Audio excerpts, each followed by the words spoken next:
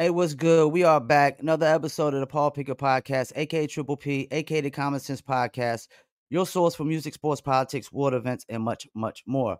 Well, my guest today is not only a beauty, but she is a complete badass. She's fought in MMA in Premier FC, Battleground MMA, Valor Fighting Challenge, Titan FC, and Bellator, and has now made her way into bare knuckle into the BKFC. She is 2-0. Let's bring on Jessica, the Black Widow, Borga. Hello, hello. Thank you so much for having me on. Appreciate it. I'm glad you actually took the interview because I've only interviewed one female bare knuckle fighter, and that was Melanie Shaw. So I need to step my females up with interviews. There's a few of us. It's not too big for females yet, but it is getting that way. Yeah, I've been slacking on that. So let's start with MMA. Like, what got you into MMA in the first place? Honestly, I grew up in domestic violence, and I actually have a nonprofit for domestic violence victims Okay. now. And I was in a relationship that was domestic violence, and I actually just got into it mainly for defense, but Okay. literally felt like I belonged there from the moment I started training. So at the moment I started training, I got good fast, I was there consistently.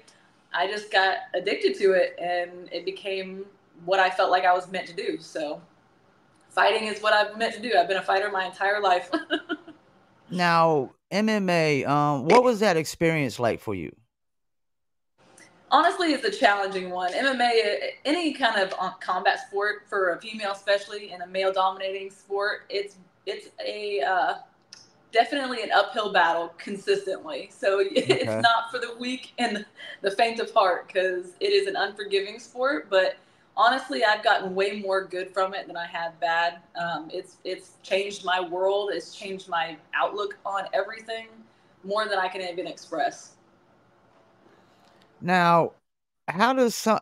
It's crazy to think that people are getting into bare knuckle in the first place, but how does somebody like you get into bare knuckle? All right, so because of my bad past, I did get kicked out of like every school I ever went to. I got in a lot of fights. I never really started it, but always finished it. I always, pretty much beat up the bullies that picked on the kids that couldn't defend themselves. So Yeah. I got in a lot of fights growing up. Never no skill behind it, but I was always a brawler. And when it got into the bars, when I got older, I started beating up the guys at the bars with there was no technique behind it at all. It's just I'm a strong female, always have been, and I'm used to I've literally gotten kicked and punched in the face by grown men. So bare knuckle does not scare me, especially with women. Now, your transition from MMA to bare knuckle, on the outside looking in, it seems like it's been pretty easy for you. Very easy. I knew exactly. Like, there's never a hesitation. I actually wanted to, when I first got, somebody reached out to me about it, and it was brand new at the time, and I wanted to, but I was under contract with Bellator, and I was in the top 10 Okay. for the featherweight division. And technically, I got out of my contract with Bellator because I still had one fight on my contract to do the BKFC. And as soon as I did my first one, I was like, this is more my style. I love MMA. I'm a black belt in Brazilian Jiu-Jitsu, but I love it. My style is 100% violence, and this lets me release all of that. Now, for your first fight in BKFC, your opponent, I guess, got changed kind of last minute. Yeah, literally the day before. Literally the day before. That's crazy. So you went in basically with the same game plan as Yep. the other fighter, right? And what was that game plan? I honestly just let me be me, and there's not going to be another female easily to match my aggression, strength, and brutality. Honestly, I'm very confident in that, especially here. Like, the plan is to try not to get hit and beat them. Everyone's always going for the knockout, but honestly, just to win.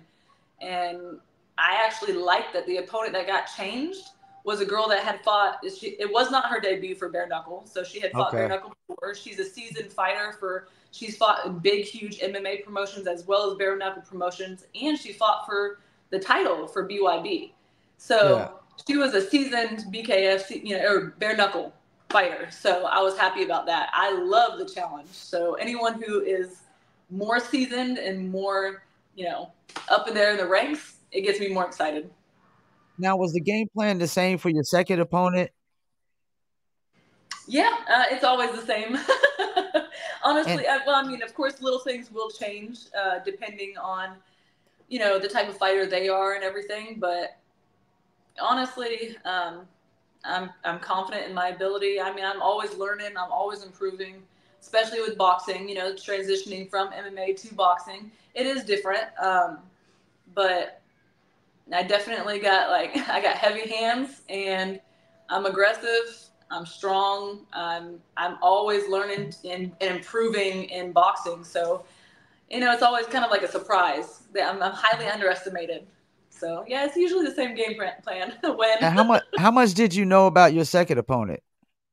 I knew a lot more about her. She's actually, Okay. she was, pretty big in MMA as well.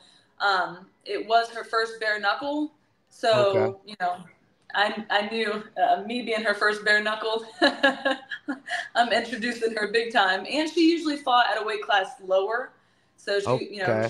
she was coming up, so that was also not in my eyes a good idea, but I think she found out real quick.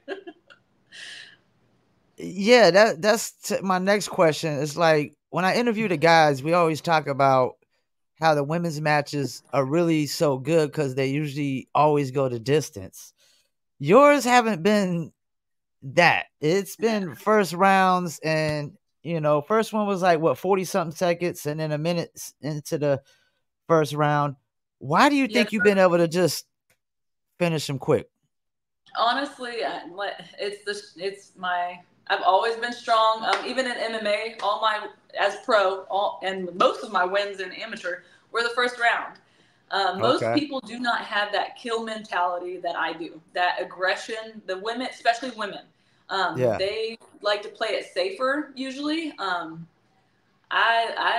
a different breed. My coaches will tell you I'm a different breed when it comes to that. Like I want violence, and it's hard to find women that have knockout power, aggression with violence, and just everything. I have capabilities that most don't, Yeah.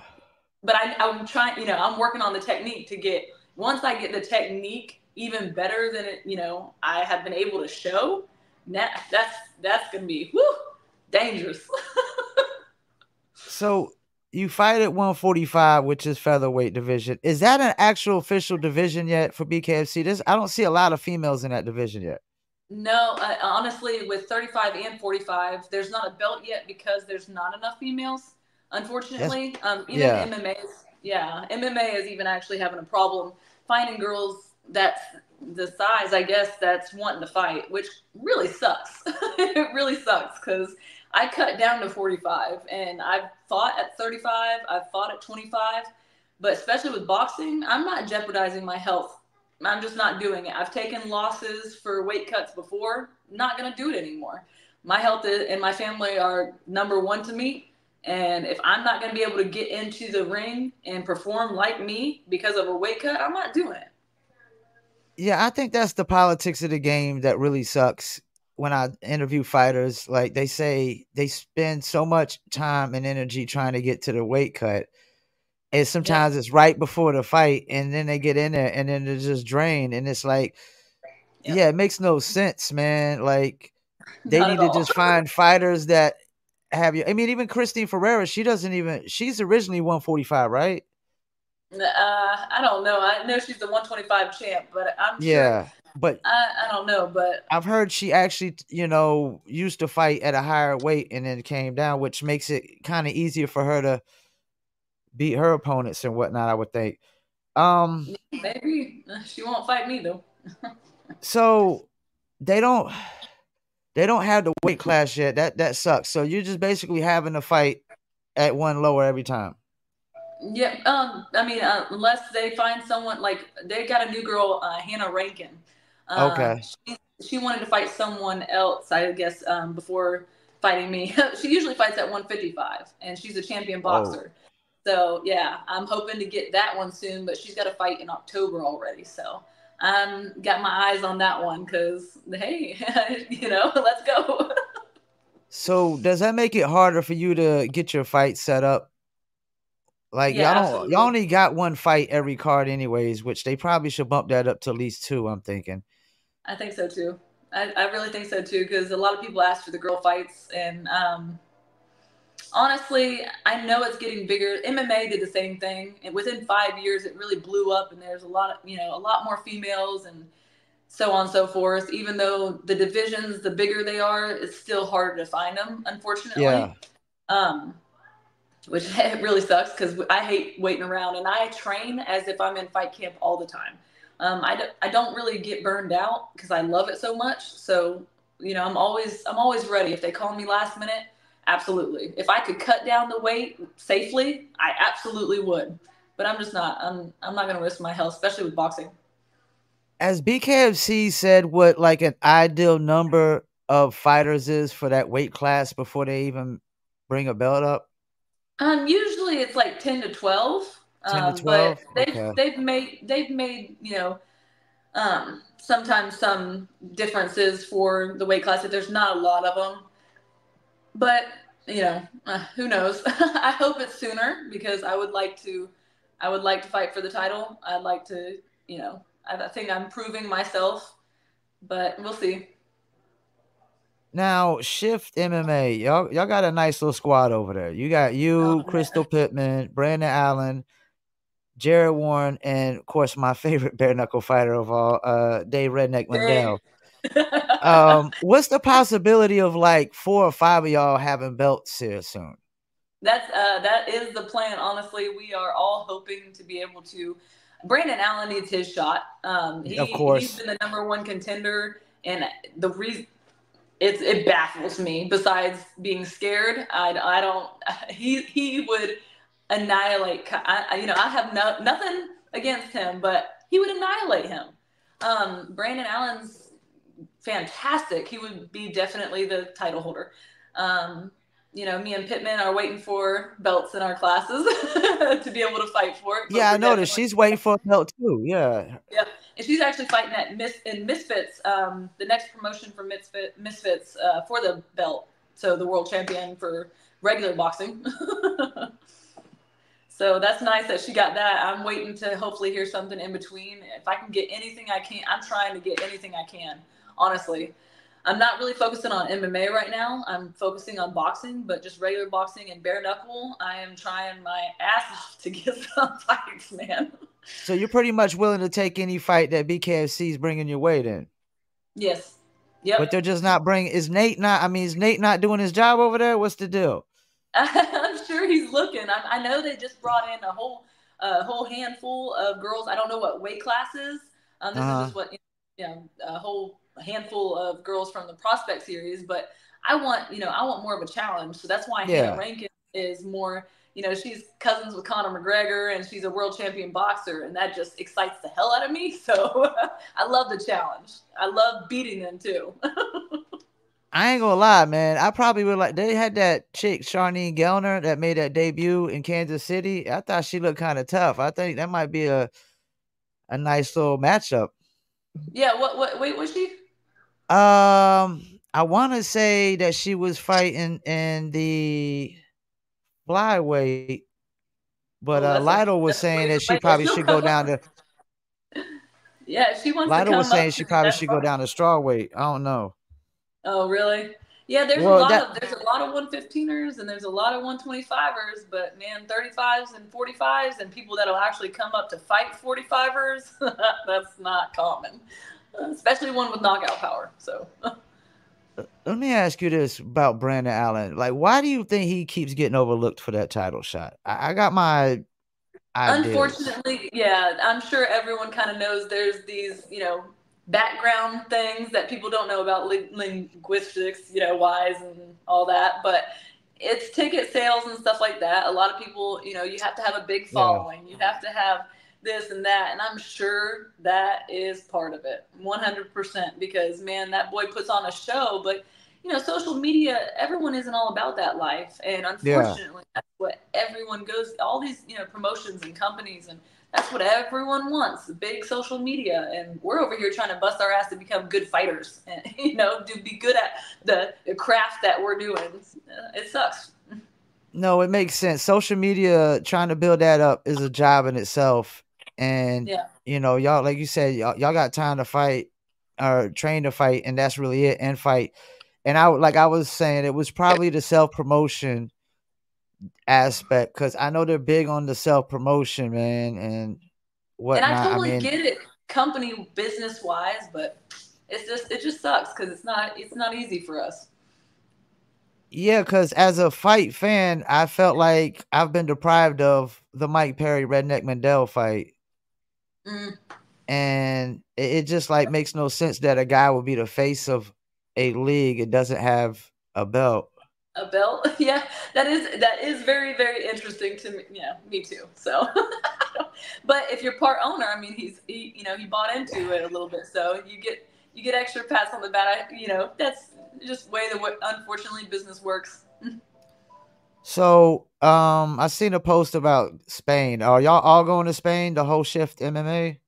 We're trying. I know a lot of us we always try to go and support the team. So I definitely want to be there not only for Dave's fight, but I definitely want to be there for Hannah's fight. So I want to be there ringside, just watching.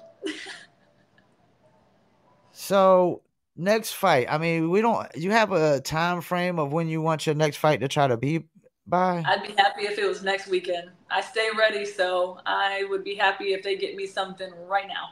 I've been trying since my last fight. I literally tried to step in for Ferreira, whatever, how you say her name. I Christine tried to Ferreira. step in. Yeah, I tried to step in for her, and you know it wasn't. And that was like 2 weeks after my fight, so I was ready to go then. Are you into calling like specific fighters out?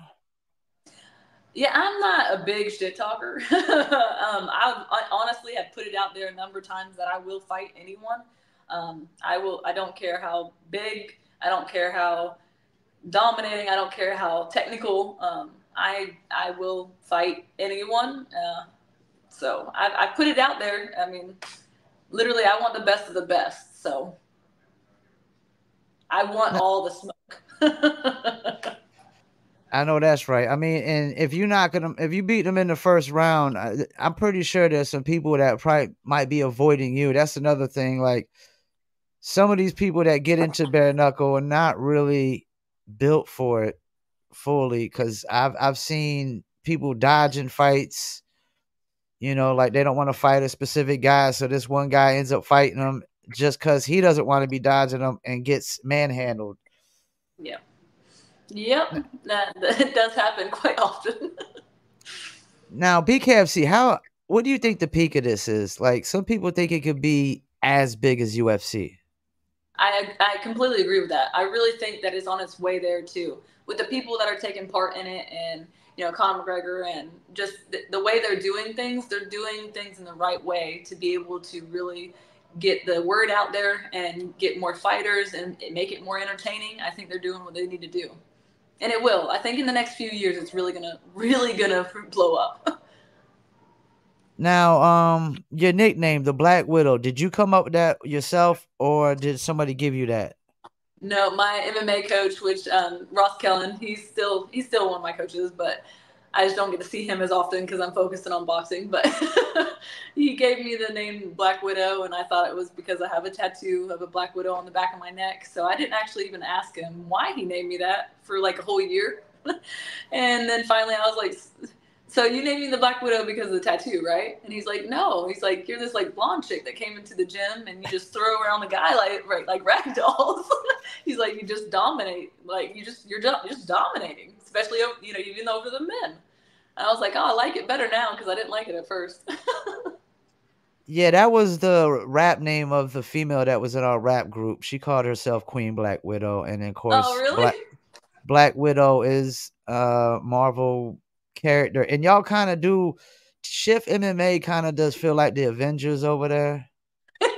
Yeah, it does. It does. Maybe It, that's it why kind they of feels asked like me. the Avengers over there. It really does. Captain Deadpool.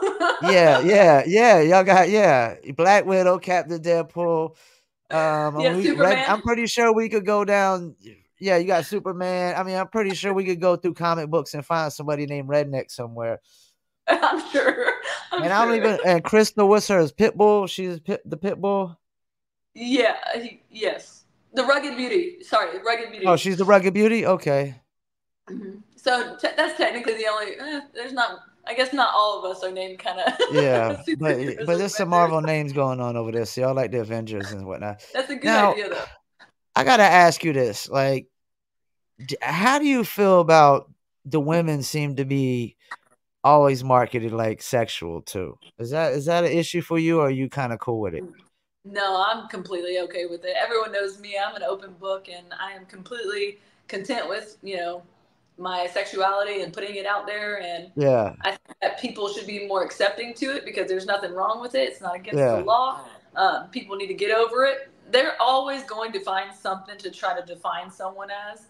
And if yeah, people literally define someone because of their sexuality or because they put modeling pictures or because they're sexy and they can do both, honestly, they're just projecting their own insecurities and their own, you know, unhappiness with themselves because people are going to find something to bitch about, honestly. They always do. You could be doing everything right and they will find something wrong anyway. So I always tell people, live their own life. What's wrong with being sexy and violent? I get it. It's marketable. Do it. yeah, If you don't use it, you're an idiot. yeah. Because what Sturgis? I mean, you had Taylor and Britton. They were just showing booty Yeah. like crazy. Yeah, and honestly, I mean, it's part of it. And if people don't realize that sex and violence go together, Yeah, you're not very smart. It's always gone hand in hand. So if you're getting into this industry, don't get your butt hurt over, don't get butt hurt over it. It's gonna happen. yeah. Now you're very, very fit. Like, what's your nutrition like over there? I mean, Very, it's like, what do you very eat? Just clean. eggs and meat? Yeah, eggs, clean. I limit my red meat. I limit my dairy. I don't really eat a lot of sugar. I just eat clean. I do my macros. I have a nutritionist, First in Nutrition. They've been with me for a long time, and we finally got it all, figured out. It took some time, but I know what works best for me, what foods make me feel the best, and I like the way I feel when I eat clean. That's another reason why, like, I don't cut a tremendous amount of weight anymore because I eat clean regularly and I walk around shredded. Like, I literally like walk around lean, and there's not much to lose on me. So it would have to be dehydration, and I'm not going to do that for a boxing match. So Now, on your bio on BKFC, it says when you did MMA, you were a striker and you were punch heavy. Now, being punch heavy, you think that's why the BKFC's been pretty easy for you so far? yeah, big time because, like I said, most women don't have knockout power, and I've honestly that's what I started. If you look back at my amateur career, I've always had really heavy hands, and then I kind of got in MMA. I kind of got out of it and just would take them down and ground and pound and elbow or use my jiu-jitsu because I got so good at jiu-jitsu. So it changed a lot in my MMA. But when I started, that's all I knew was to brawl. So I was known as a stand-up fighter, and I was winning in the first round by knockout for my first three fights. First two fights. I won in the first round by knockout. So yeah, I think that really does help because most women don't have the power I do. Now, when I hear like some fighters get criticized sometimes, like Alberto Blas, like he hasn't been out the first round, the criticism will be like, well, we don't know if they could go the distance. Yeah. What Well, would you say to people that would say that about you? well, I've gone the distance, and I've won and lost decision, but I've gone the distance with top contenders, and they weren't able to finish me. So I'm talking like best in the world. So my record has shown that they weren't able to finish me. So I can go the distance. I just don't. I don't usually need to, but they can think what they want. I'm just gonna keep finishing them. They can keep thinking. Now, I interviewed somebody recently. Brandon Lambert fought in the BKFC before, and I wanted to interview him because he seems to go in on BKFC and puts him down and whatnot from his experiences. What do you think? Like the people that hate on BKFC, what's the wrong perception that they probably have? Honestly, I don't know. Everyone has their own opinions about every promotion. Um, they either don't like the people that are involved, or they think that they were mistreated in some way, or they didn't take their loss well. I mean, there's a lot of things that come into play. But honestly, BKFC has been great to me, so I have nothing bad to say. Yeah, all I ever hear from fighters that are currently in here is that it's a family atmosphere. Yep, Do you definitely. truly feel that way? Yeah, for the most part, yeah, absolutely. That's what's up. I just wish I had fought more. That's all. But I know that's it's not for them not trying. So Now, out of all the fight, you've had a lot of fights: amateur, pro, MMA, now pro, bare knuckle. Is there one fight for you that really like stands out the most? of mine that I like the most, Yeah, just one that's just the most memorable to you. probably. I mean, oh man, my last one was pretty good, but honestly, my first fight with Bellator, when I turned down UFC and I went with Bellator, Bellator offered way more money and I got to keep my sponsors, so I went with them, and that was a big deal because I turned down UFC, but the Contender Series anyway. And when I won that one in the first round via armbar, that was just that was you made it to the biggest stage. It was just that was probably my most memorable out of everything. And so you got no regrets about passing up the UFC at all? Nope, I know everyone. I mean, honestly, the only thing that I regret is, of course, because everyone knows UFC. So my social media might have been better if I went with that. That's the only Okay. thing that I can really I don't know. But other than that, no. And how far off was like their offer? It was like really far off. Oh yeah, yeah. Oh yeah. It was thousands and thousands off. I Do made they 8 grand with Bellator for my first fight. do they got a history of undervaluing fighters when they first come into the UFC or something like that?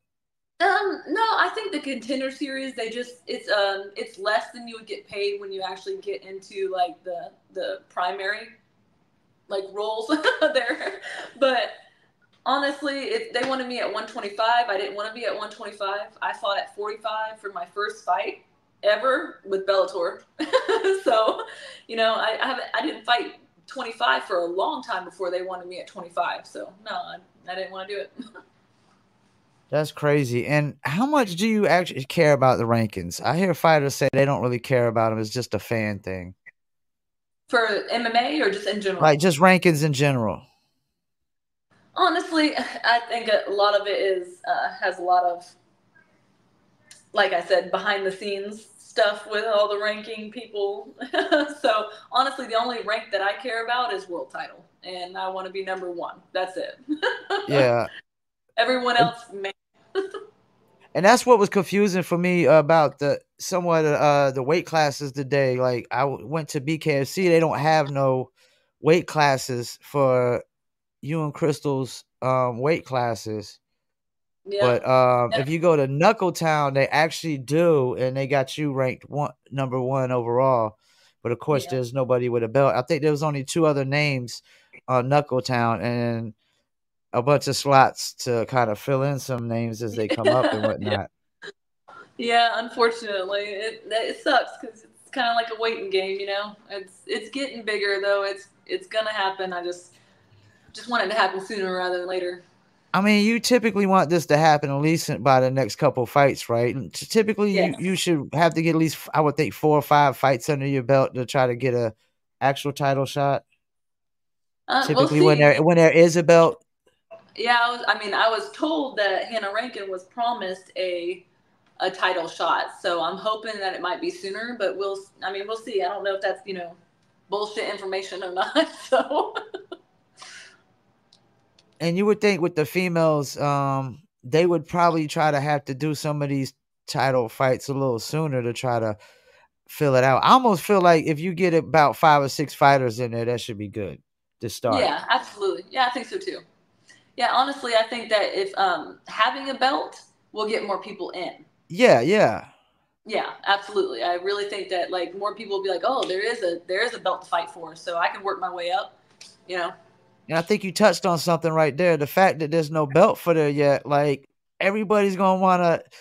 All the fighters Everyone. want the belt. That's the goal. So if there's Yep. no belt to fight for, they're not gonna be really enthusiastic about going into that Yeah. weight class because there's no belt to fight for. I mean, that makes all the sense in the world. So BKFC, Nate, Feldman, whoever's in charge, y'all got to find some more females of that weight class, fill it up, Yeah. both and the bantamweight as well, because that's Mhm. Crystal's the bantamweight, Yeah. which And that's like the pit bull weight class to me. They're like little short bulldog. They be like bulldogs, but they're all like shorter than me, but they and they weigh less than me, but they're all like super cock diesel. It make me look scrawny, but they're like little bulldogs in there. yeah, and then I come in and I'm over here. Like people underestimate my size, I think, until I'm like next to them and they're like, Jesus. I've always been that way though. I'm like in the medium, like I can still be girly, but I'm pretty stocky.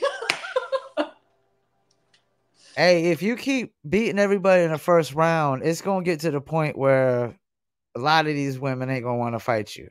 I know that Yeah. much. Cause like Yeah. we say, these fights usually go the distance for the females. Like you said, that the straw weights ain't got no knockout power.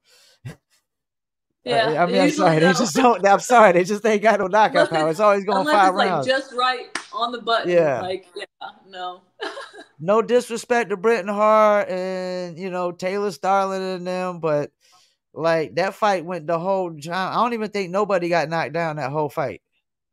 Yeah, I mean they were killing each They other, but killing it though. That's the thing. There's so much blood, man, and yeah, even yeah, like it's Melanie more. Shaw, she got the brakes beat off her by Britton Hart. I mean, a tooth flew out. She went viral. Face was all swollen up, blood everywhere, and smiling afterwards. I mean, Yeah, that's a good way to take it. Good for you, champ. yeah, like I think when that's another thing, the women get my respect a lot, man, because of the distance. Some of these dudes get in there, and it's just like, man, it's Yeah, over I quick. have Like, noticed that.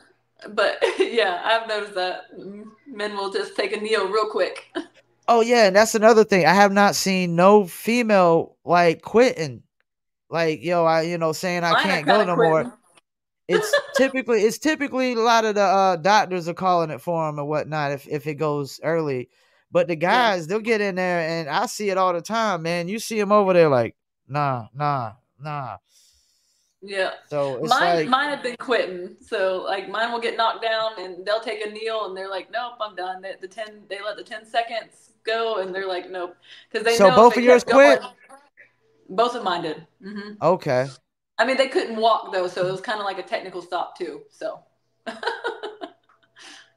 well that's crazy. You're gonna be a force to be reckoned with, and we definitely need to get some more fighters in that weight class so they can get that belt. Because I honestly think like it's pretty much yours for the taking, wouldn't you say? yeah, oh yeah, oh that belt is already mine. I know Hannah's like, I want to be, because she's already world champion. She's from Scotland. I know she's been saying like she wants the world champion belt here, but she doesn't understand how bad I want it. So she's already had her time to be world champion. It's my turn. Well, before we let you go, anybody you want to shout out?